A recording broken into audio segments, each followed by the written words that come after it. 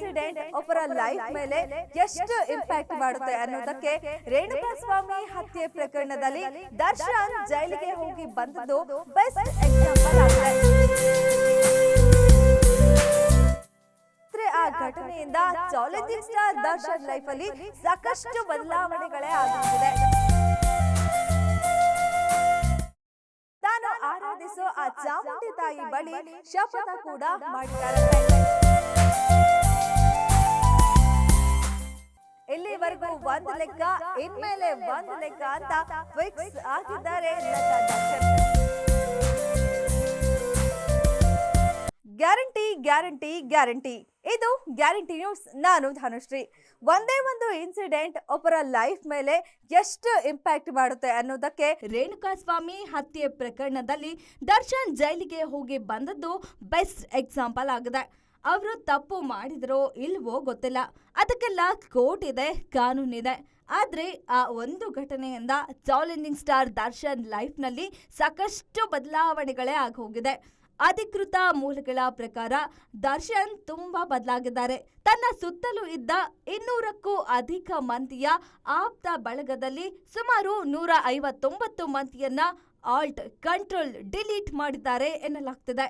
ಕೇವಲ 41 ಮಂದಿ ನಂಬಿಕರಸ್ಥರನ್ನಷ್ಟೇ ದರ್ಶನ್ ಅವರ ಆಪ್ತ ವಲಯದಲ್ಲಿ ಇರಿಸಿಕೊಳ್ಳಲಾಗಿದೆ ಅಂತೆ. ಎಲ್ಲಕ್ಕಿಂತ ಹೆಚ್ಚಾಗಿ ದರ್ಶನ್ ಈಗ ಸಿಕ್ಕಾಪಟ್ಟೆ ಬದಲಾಗಿದ್ದಾರೆ.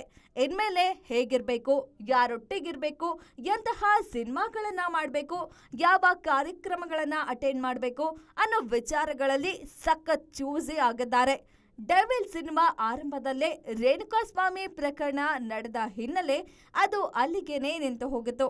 ಈ ಹಿಂದೆ ತಾರಕ್ ಸಿನಿಮಾನ ದರ್ಶನ್ಗೆ ನಿರ್ದೇಶಿಸಿದ್ದ ಪ್ರಕಾಶ್ ವೀರ್ ಈಗಲೂ ಡೆವಿಲ್ ಸಿನಿಮಾಗೆ ಆಕ್ಷನ್ ಕಟ್ ಹೇಳಿದ್ದಾರೆ.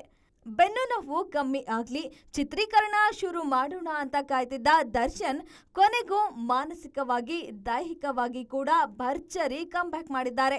ಎಂದಿನಿಂದಲೇ ಡೆವಿಲ್ ದಿ ಹೀರೋ ಚಿತ್ರದ ಶೂಟಿಂಗ್ ಮೈಸೂರಿನಲ್ಲಿ ಕಿಕ್ ಸ್ಟಾರ್ಟ್ ಆಗಿದೆ. ಅದಕ್ಕೂ ಮುನ್ನ ಇಂದು ಮುಂಜಾನೆ ಚಾಮುಂಡಿ ಬೆಟ್ಟಕ್ಕೆ ತೆರಳಿ ತಾಯಿ ಚಾಮುಂಡೇಶ್ವರಿ ದರ್ಶನ ಪಡೆದು ವಿಶೇಷ ಪೂಜೆ ಸಲ್ಲಿಸಿದ್ದಾರೆ ದರ್ಶನ್. ಹೌದು, ಬರೀ ಪೂಜೆಯಷ್ಟೇ ಅಲ್ಲ, ತಾನು ಆರಾಧಿಸೋ ಆ ಚಾಮುಂಡಿ ತಾಯಿ ಬಳಿ ಶಪಥ ಕೂಡ ಮಾಡಿದ್ದಾರಂತೆ. ಇಲ್ಲಿವರೆಗೂ ಒಂದು ಲೆಕ್ಕ, ಇನ್ಮೇಲೆ ಒಂದು ಲೆಕ್ಕ ಅಂತ ಫಿಕ್ಸ್ ಆಗಿದ್ದಾರೆ ನಟ ದರ್ಶನ್. ತಪ್ಪು ಒಪ್ಪುಗಳನ್ನ ತಾಯಿಗೆ ಒಪ್ಪಿಸಿ ಇನ್ಮೇಲೆ ತಾವಾಯ್ತು, ತಮ್ಮ ಕೆಲಸ ಆಯ್ತು ಅಂತ ಬರೀ ಕೆಲಸದ ಬಗ್ಗೆ ಫೋಕಸ್ ಮಾಡೋ ಮನಸ್ಸು ಮಾಡಿದ್ದಾರೆ ದಾಸ ದರ್ಶನ್.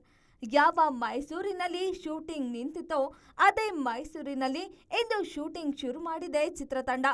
ಅಂದ್ಹಾಗೆ ಯಾವ ಪರಿ ಸ್ಟ್ರಿಕ್ಟ್ ಮಾಡಿದೆ ಸೆಕ್ಯೂರಿಟಿ ಅಂತ ನೋಡಿದ್ರೆ ನೀವು ಶಾಕ್ ಆಗ್ತೀರಾ. ಮೈಸೂರಿನ ಸರ್ಕಾರಿ ಅತಿಥಿ ಗೃಹದ ಬಳಿ ಬೌನ್ಸರ್ಗಳನ್ನ ನಿಯೋಜಿಸಿದ್ದು ಸಾರ್ವಜನಿಕರು ಯಾರೂ ಕೂಡ ಒಳಗೆ ಹೋಗದಂತೆ ಭದ್ರತೆ ಕಲ್ಪಿಸಲಾಗಿದೆ. ನಜರ್ಬಾದ್ನಲ್ಲಿರೋ ಸರ್ಕಾರಿ ಅತಿಥಿ ಗೆಸ್ಟ್ ಹೌಸ್ನಲ್ಲಿ ಶೂಟಿಂಗ್ ನಡೀತಿದ್ದು ಬರೀ ಚಿತ್ರತಂಡ ಹಾಗೂ ಶೂಟಿಂಗ್ನಲ್ಲಿ ಭಾಗಿಯಾಗುವವರಿಗೆ ಮಾತ್ರ ಗೃಹಕ್ಕೆ ಅವಕಾಶ ಕಲ್ಪಿಸಲಾಗಿದೆ. ಅದಕ್ಕೆ ಒಟ್ಟು 3 ದ್ವಾರಗಳಿದ್ದು ಎಲ್ಲೆಡೆ ಸೆಕ್ಯೂರಿಟಿ ಟೈಟ್ ಮಾಡಲಾಗಿದೆ. ರೇಂಜ್ ರೋವರ್ ಕಾರ್ನಲ್ಲಿ ಗವರ್ಮೆಂಟ್ ಗೆಸ್ಟ್ ಹೌಸ್ಗೆ ಆಗಮಿಸಿದ ನಟ ದರ್ಶನ್ ಇಂದಿನಿಂದ ಅಫಿಷಿಯಲಿ ತಮ್ಮ ಸಿನಿಯಾನದ ಹೊಸ ಇನ್ನಿಂಗ್ಸ್ ಆರಂಭಿಸಿದ್ದಾರೆ. ಇದನ್ನೆಲ್ಲ ನೋಡಿದ್ರೆ ಇನ್ಮೇಲೆ ದಾಸನ ಹೊಸ ದುನಿಯಾ ಸಖತ್ ಸರ್ಪ್ರೈಸಿಂಗ್ ಆಗಿರಲಿದೆ ಅನ್ನೋದ್ರಲ್ಲಿ ಯಾವುದೇ ಡೌಟ್ ಇಲ್ಲ. ಮತ್ತಷ್ಟು ಸುದ್ದಿಗಾಗಿ ನೋಡ್ತಾ ಇರಿ ಗ್ಯಾರಂಟಿ ನ್ಯೂಸ್. ಸುದ್ದಿ ಖಚಿತ, ನ್ಯಾಯ ನಿಶ್ಚಿತ. ಗ್ಯಾರಂಟಿ ನ್ಯೂಸ್, ಸುದ್ದಿ ಖಚಿತ, ನ್ಯಾಯ ನಿಶ್ಚಿತ.